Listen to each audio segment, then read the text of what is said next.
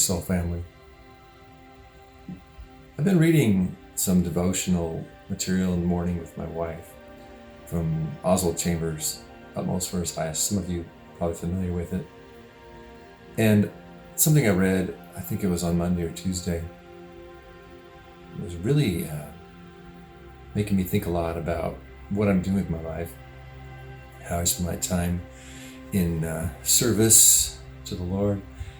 And I want to read some of this devotional to you and kind of expand on my thoughts about it a little bit, kind of maybe make the vernacular more relatable, hopefully, for me, which hopefully makes it mean a little bit more for you. But the name of the devotion was The Compelling Purpose of God. And it starts off with a quote from Luke 18:31, where Jesus says to the disciples, "Look, we're going up to Jerusalem." So Jerusalem in the life of Jesus represented the place where he would reach the culmination of his Father's will. And Jesus said, I don't seek my will, but I seek the will of the Father who sent me. That's in John 5:30. And so seeking to do the will of the Father is something we talk about a lot in church. This is the one dominating concern of Jesus' life in particular. He says it on a few different occasions. And whatever happens to us along the way, whatever we encounter, whether it's joy or sorrow or success or failure,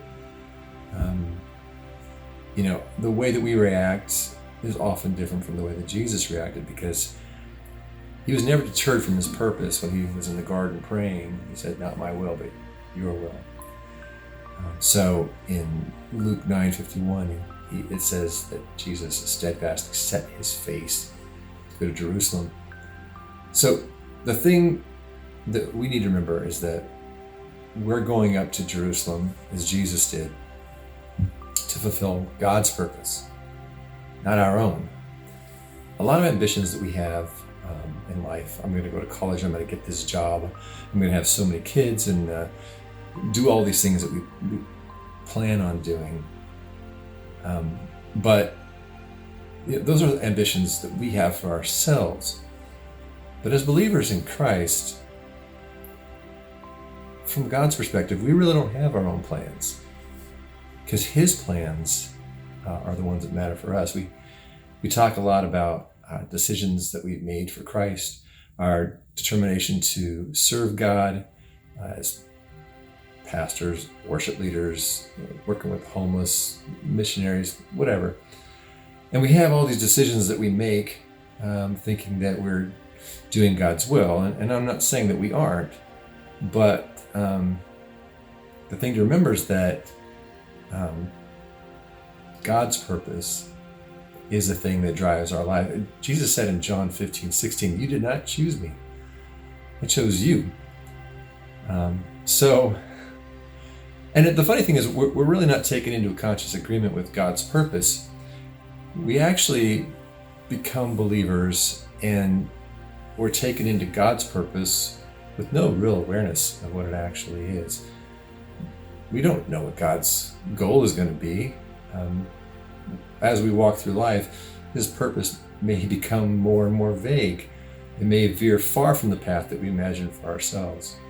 So in our human minds, we think, oh, God missed the mark, because we're too nearsighted to see what God is aiming at.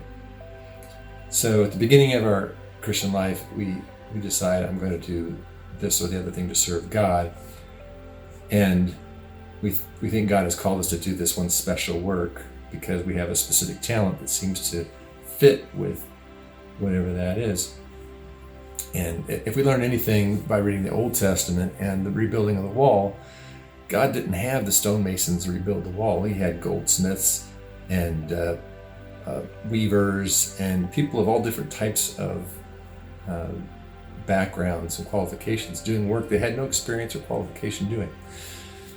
So we try to do what we think is right, but the compelling purpose of God still remains on us. The work that we do It doesn't really matter when you compare it with God's purpose. We do a lot of things that probably have some value in the kingdom, but in the end, it just ends up being scaffolding that surrounds the work that He has for us and His plan. Jesus took the disciples aside in Luke 18:51, and God takes us aside all the time. He points us to the thing He wants us to do, but we haven't understood everything there is to know about God's purpose for our life. And I suspect we probably never really will understand it completely on this side of eternity. So as your life unfolds and you find yourself going down a path that you didn't expect, just keep in mind, God has a plan. It's probably not the same one that you have, and He's going to take you down that path in His own timing and in His own way. God bless. Peace and love. Love you guys.